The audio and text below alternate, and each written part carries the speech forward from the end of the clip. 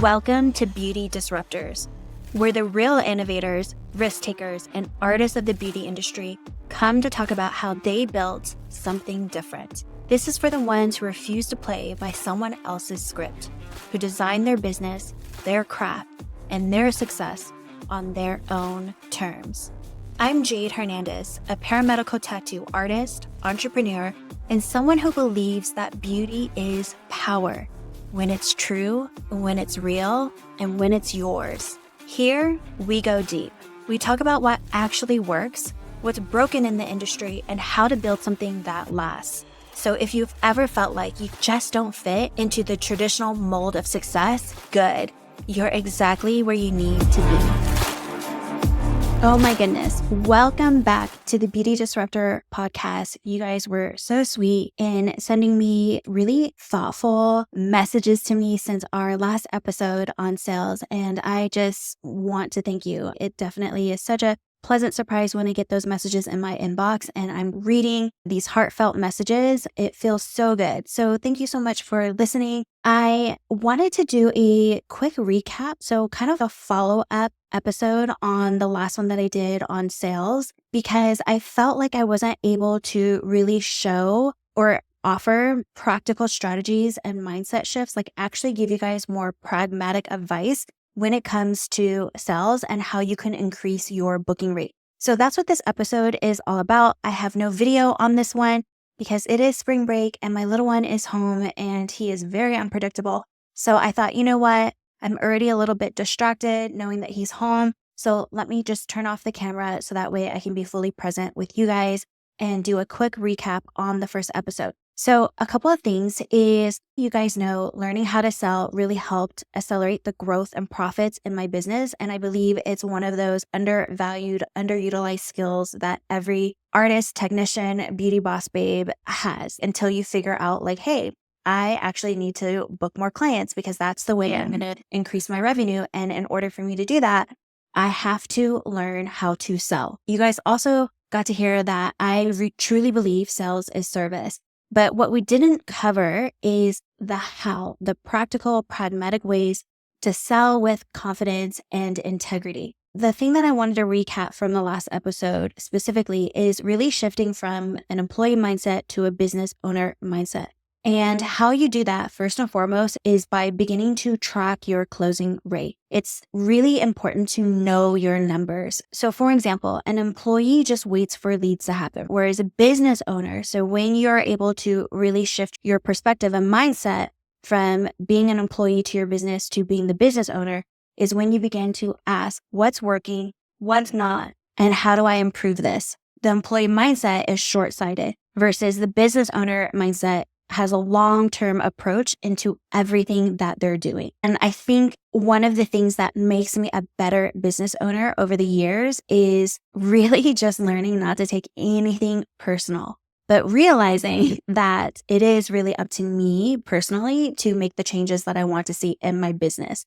And how I do that is thinking of myself as a scientist, because I'm always experimenting, I'm analyzing and making quick pivots. And this is something that I learned from watching 7 to 8 figure earners in my mentorships, observing their behavior and the things that they do differently than I do, because I'm not making 7 or 8 figures, is they make very quick decisions. And in order to make quick decisions, they can't take anything personally. So they don't get stuck in, why is this not working? Maybe I'm a failure, or this person was the wrong person I hired. They don't have time to get muddled into the stuff that isn't actually going to move the needle in their business.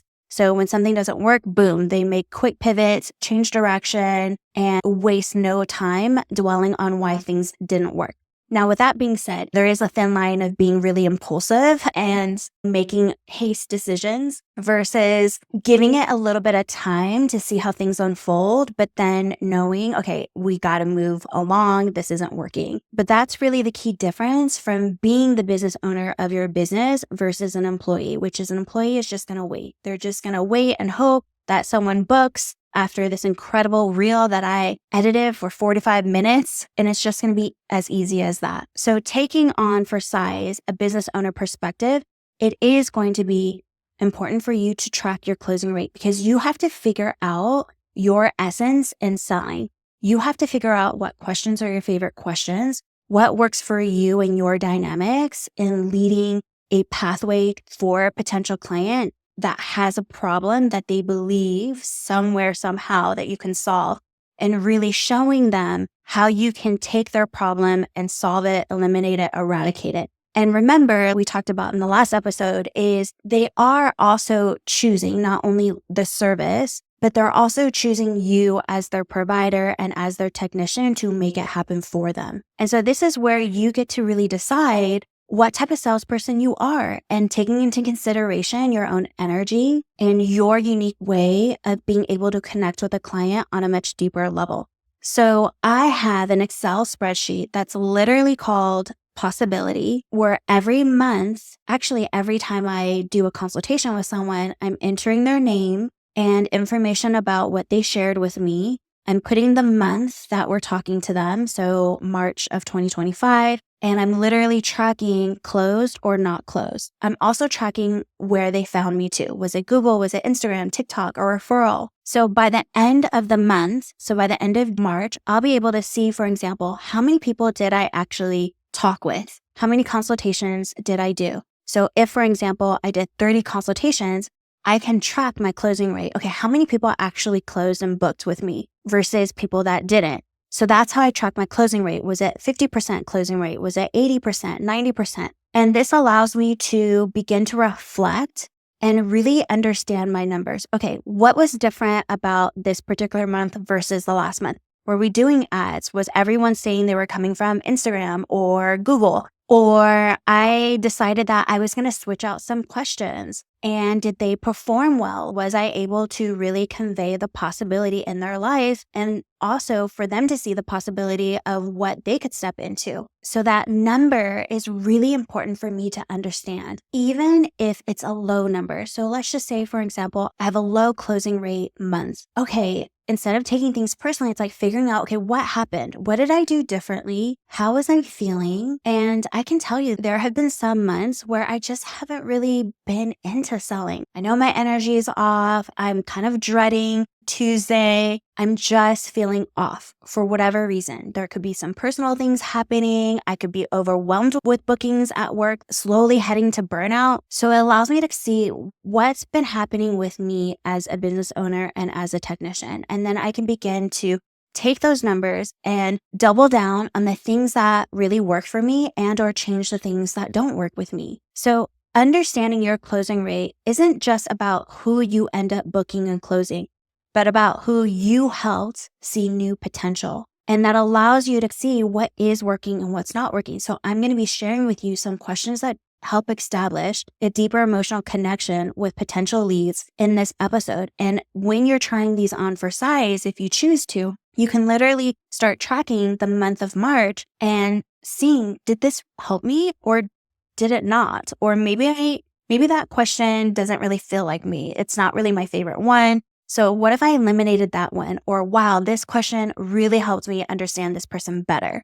The cool thing about my closing rate sheet too, or the Excel spreadsheet, is that verbatim, after I'm having a conversation with someone, I write down exactly what they said bothers them or challenges them about their scars, stretch marks, hair loss, whatever the case may be.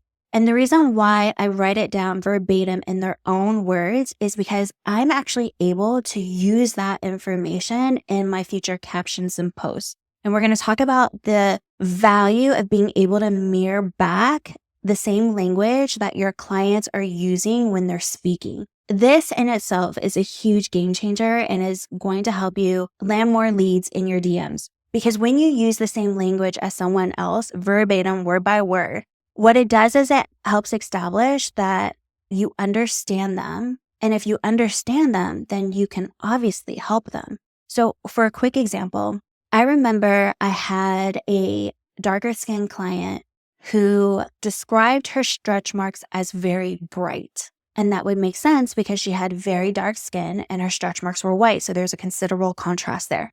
Now, is that technically a language that I would use to describe what camouflage tattooing helps fix? No, I probably wouldn't use the terminology bright. I'd probably get more technical as there's a higher contrast. It can minimize the color of your stretch marks, whatever the case may be. But knowing that that's how she described her stretch marks as looking and feeling, and that's what actually bothered her about her stretch marks, I was then able to use that in a future caption post where I talked about if you're struggling or you feel like your stretch marks are bright, et cetera, et cetera, et cetera. And I have had people in consultations tell me that they've been following me for a while. And even though there may be an artist closer to them, they felt like I just understood what they were going through. I just felt really connected with you. I feel like you know exactly how I feel. And that's only because I'm mirroring back the same language that they're using when they're describing the problem that they have. So being a good salesperson is also being a very good listener. And I track all of this because your sales calls are the perfect place to create content from. Okay, so I also wanted to cover that clients don't buy solutions to external problems. They buy solutions to internal struggles.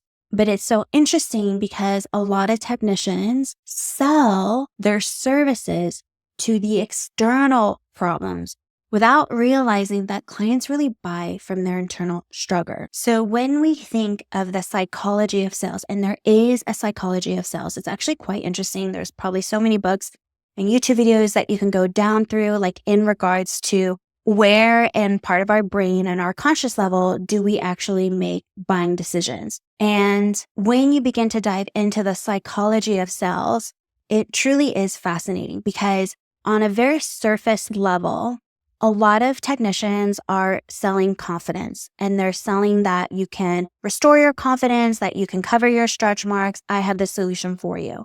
But that's an external problem. It's just fixing the physical stuff, right?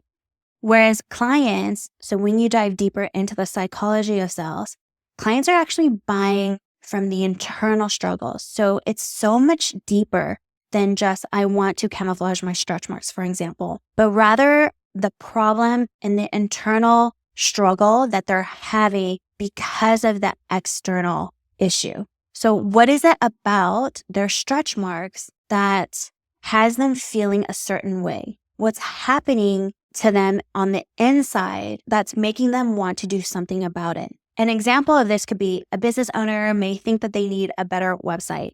That's an external problem. But what they actually need is to learn how to generate leads and develop the skill sets and ability to close high ticket clients, or the ability to attract high quality clients and be able to close them. So it's like you think that a perfect website is what's going to help generate leads, when really that's just the external. You got to learn how to actually generate leads, get your information out there, network, do ads, whatever the case may be, to bring in clients to even want to connect with you, contact you, book a consult with you, and then book their service. And how you begin to build that connection with clients so that you can have them feel safe and comfortable to even bring up their internal struggles really does happen way before you're even on a consultation with them.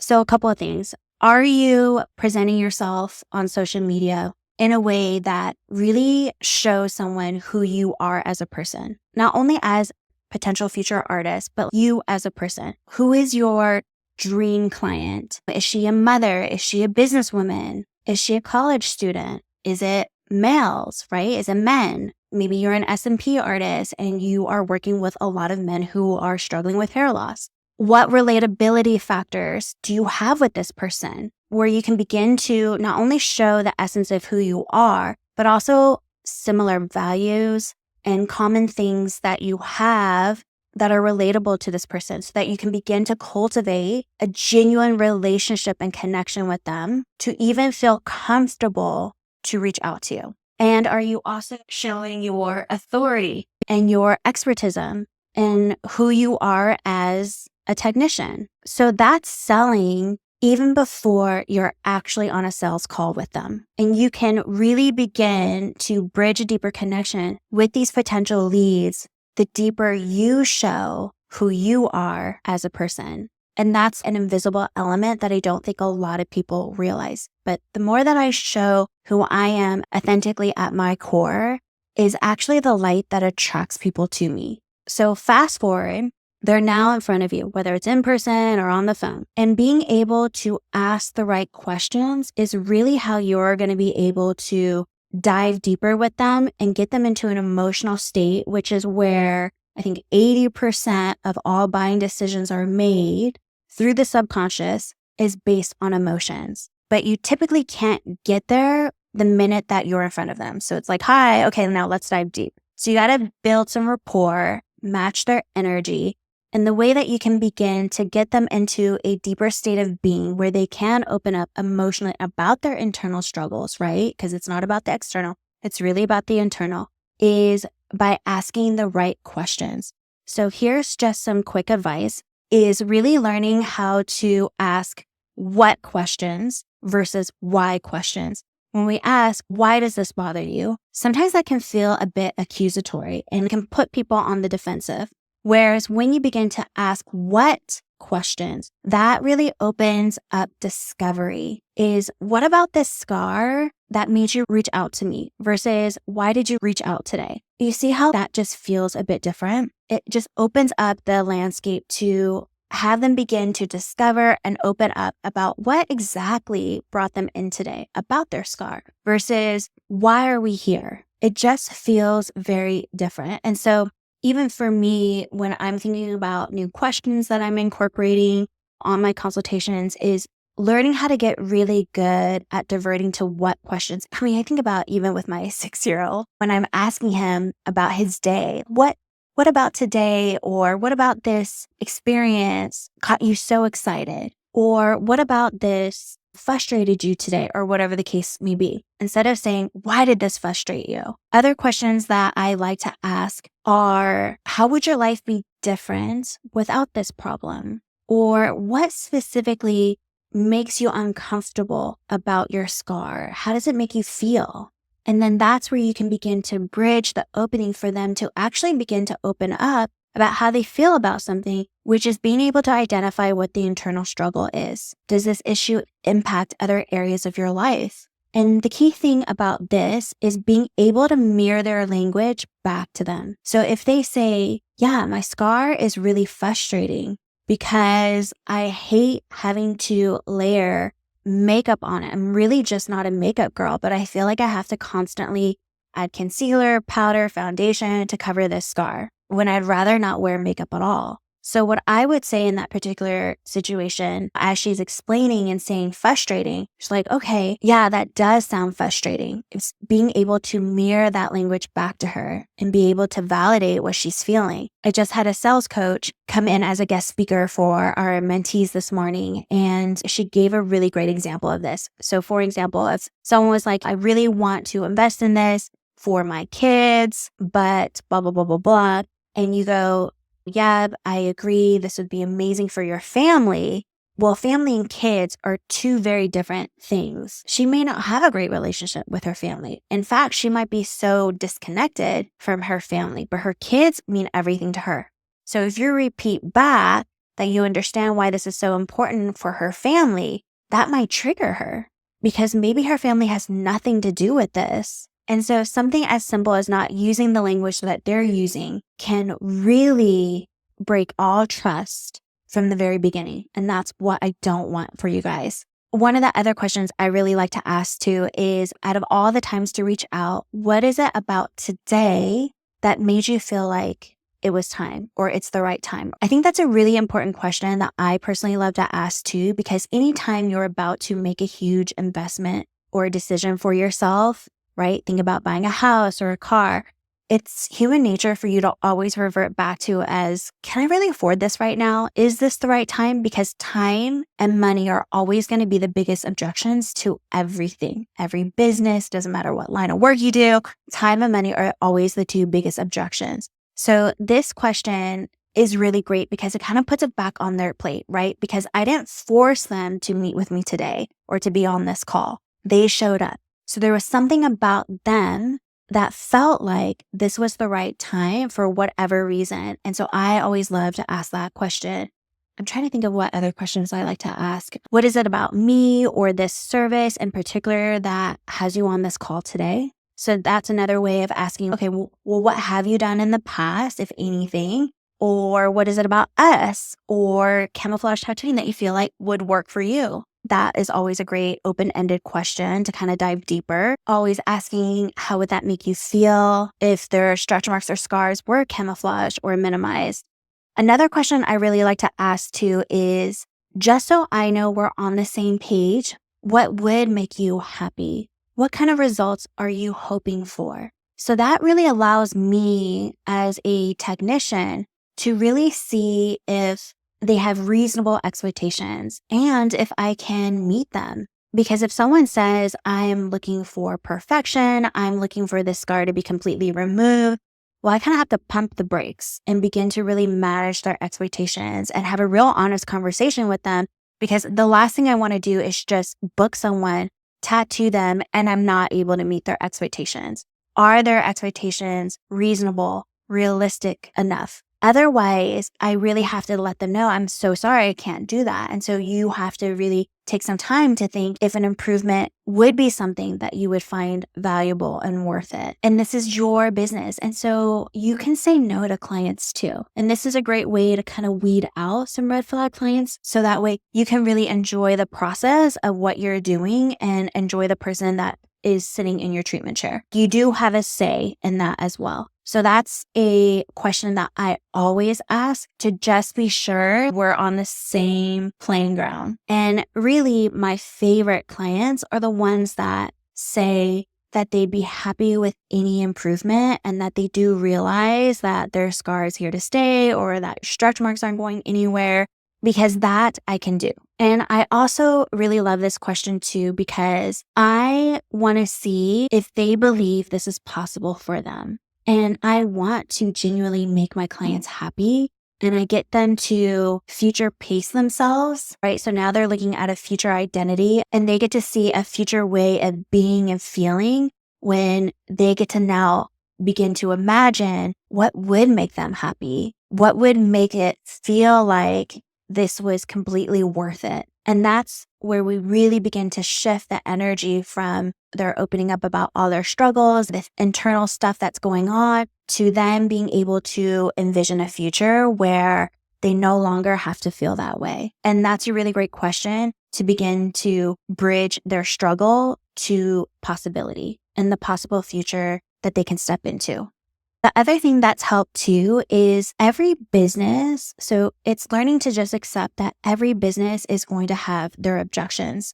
On today's call, it was really interesting on our coaching call because one of my mentees, their spa, is in a really affluent area of Texas. And the reason why I'm bringing this up to you, which I had a light bulb moment, because a lot of you truly believe that the reason why you can't set higher prices for yourself is because the area in which you work is not affluent, is not a high income demographic. Now, I know that's not true. And so I want to share this story of if you think that the reason why you can't charge higher prices or that people don't want to pay for the prices that you've set is because the area and location in which you're working is not affluent, well, lend this as an expansion opportunity to completely shift your mindset. Because one of our mentees is in an established area, very high affluent, high income location, and they still have the price objection, which really lends to prove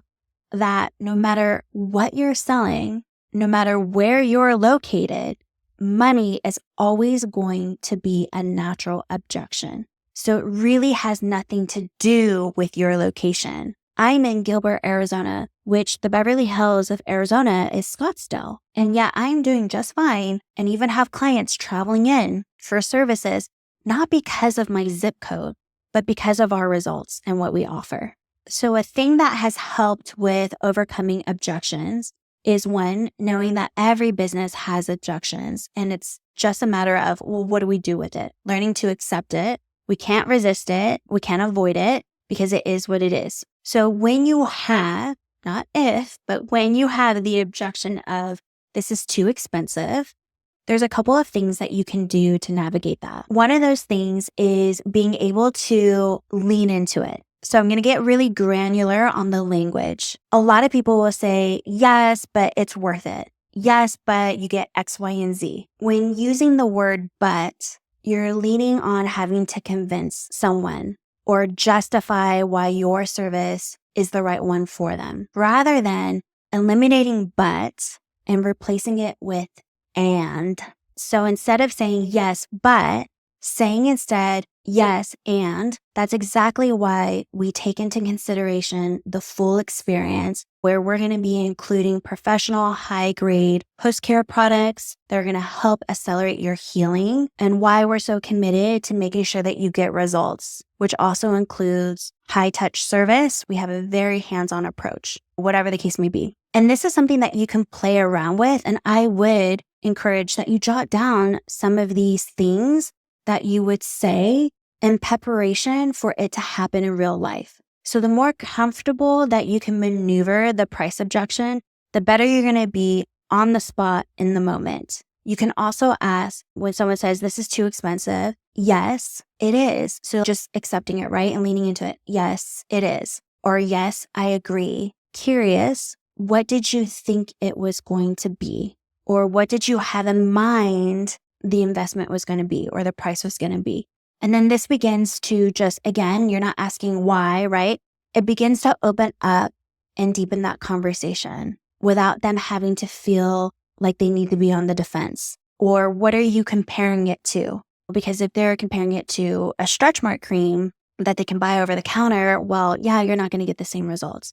But if they're comparing it to maybe lasers or microneedling, well, laser sessions and microneedling when it comes to scars are also going to tell you that you're going to need more than one session, that results improve with multiple sessions. And they might be comparing so-and-so on a package deal, whereas maybe you can get the results that they need much faster or whatever the case may be. So every client is different. But again, the more prepared you can be in literally journaling what better responses you can have for when this happens, the more competent and confident you're going to feel when you're in the moment. And being able to overcome objections with linguistic patterns of saying yes and instead of yes but is really being able to confirm their concerns instead of arguing against them. But these small language patterns are things that just take practice. And if this is the first time you've ever heard of this, well, welcome to Sales 101. And this can be really exciting and fun. This does not have to be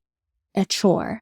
Is by tweaking a little bit of this and that, and or hiring a sales coach to help you begin to speak in language that actually converts and speaks to your prospect's subconscious, which is where they're making all of their buying decisions, can be really interesting, fascinating, and intriguing. The other thing I want to mention too is reminding you that we're not just selling the service, we're really selling the experience of working with us.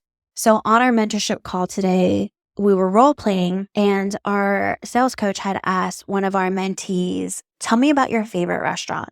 And you could see her face light up on screen. And she's explaining this amazing restaurant that even I want to go to. That's in Texas. And she just immediately talked about the experience, the way they made you feel, how confident they were in what they did, how adventurous it was in pairing certain foods with this that you would never even think of eating together. And yet it's fabulous. She's talking about the ambiance and how they greeted her and all the things. And then our coach or guest speaker asked her to share what she does for a living. Like, what do you do for work? And you could see the immediate difference of what I call phoning in, right? Just like really phoning in and getting really granular on what it is that you do and talking about all the technical side. And as I got to see that play out, it really reminded me and even inspired me of being like, that is what we do, is we are selling the experience of our brand. We are selling the experience of who we are as an artist. We are selling the experience of what it's like working with us and investing in us.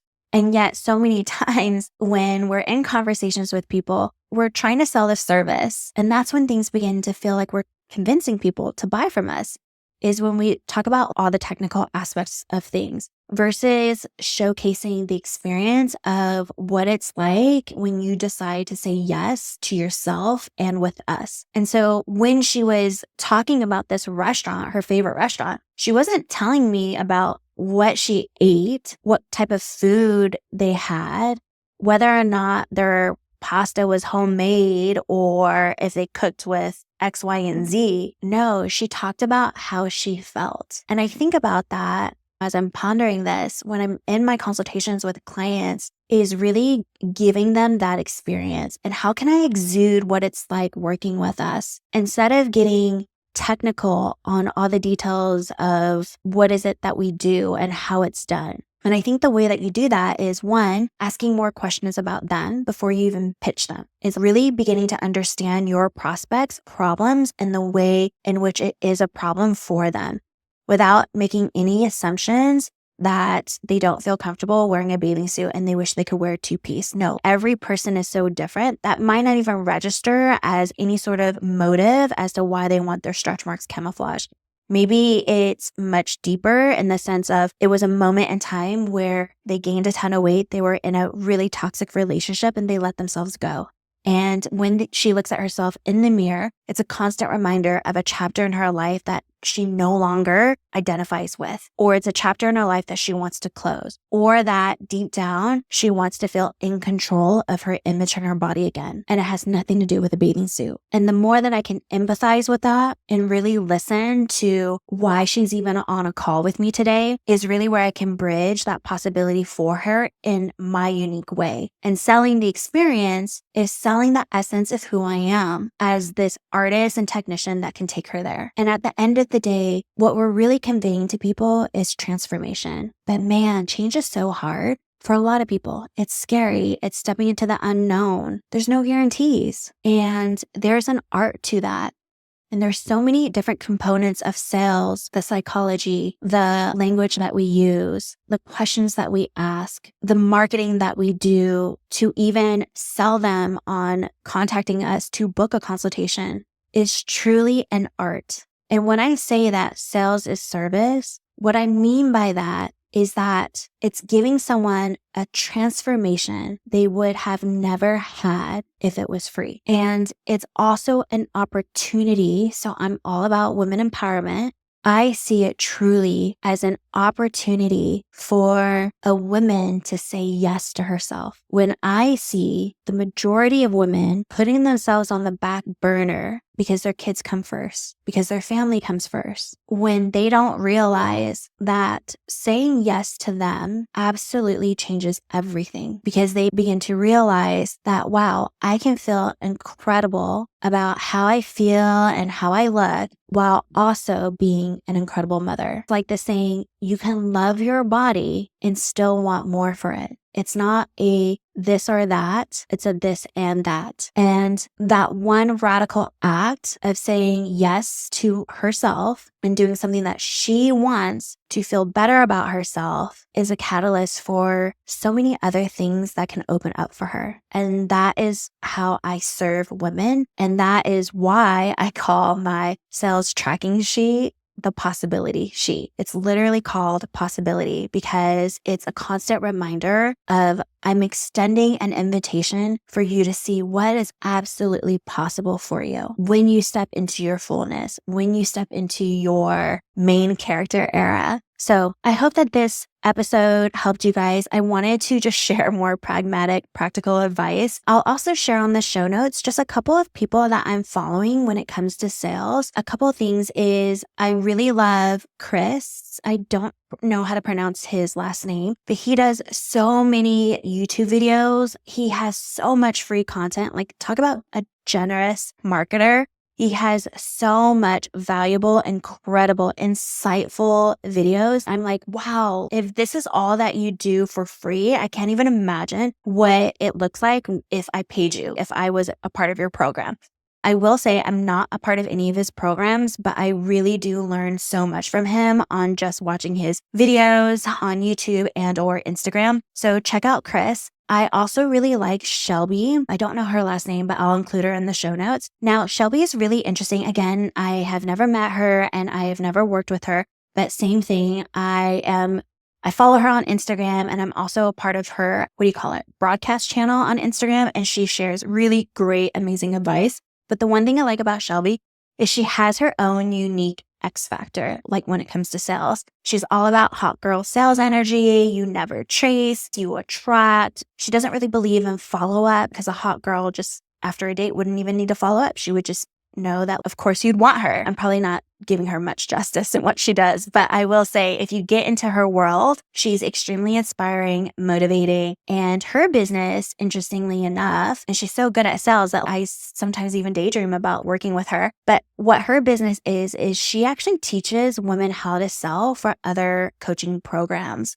And so she helps you essentially be a closer, and she has a really unique methodology and a unique way of doing things. But I really love binging on her content as well. And then I would join her broadcast channel because she's pretty active in there and she just has a really great way of how she teaches women how to sell, which I love. And then, of course, Candace James. So Candace James was our guest speaker today for our mentorship coaching call. I really love Candace because she comes across very chill and she makes sales so easy. She has a way of really simplifying concepts and you get motivated because you're like, wait, I could do this. I could totally do this. And so that's why I chose Candace to be our guest speaker inside our mentorship because I love her style. And I actually do know Candace personally, and I have been a part of some of her webinars, but Candace and I met through some of the business mentorships that I'm a part of.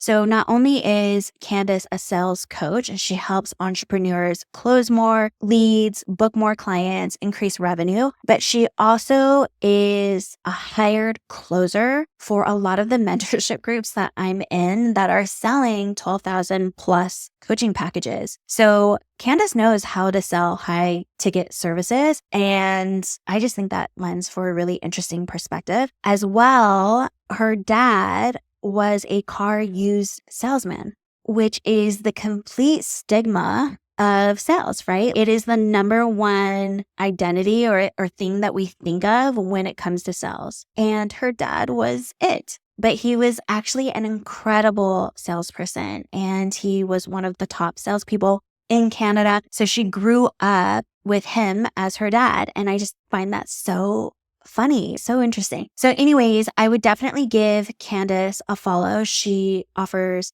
free webinars at times. And yeah, she just knows how to break down sales psychology, conversations that convert, all the things. And then if you guys have any other questions, let me know. Otherwise, definitely think of what better questions you can ask and put on your scientist hat. Take nothing personally. You are literally just exploring and experimenting and seeing what works. And then third, track it. See how you do when you start implementing these questions, whether you call it a script or whether you just call it a sheet of questions that you have laid out in front of you. I guarantee that the better questions you ask, the better answers you're going to get. And what you're going to find is that this feels so much better because these questions are going to lead you to have a deeper connection with your clients.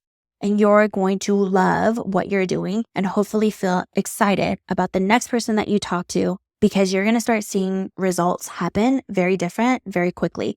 And I would begin to track that. So that way you can learn what works and what doesn't and actually make business decisions that are going to help move the needle in your business. So without further ado, always be closing as they say, and I will talk to you guys on the next episode. Thank you so much for listening. This conversation doesn't end here. So if today's episode made you rethink something, I'd love for you to send me a message or share it on your socials. Until next time, go build something that actually matters.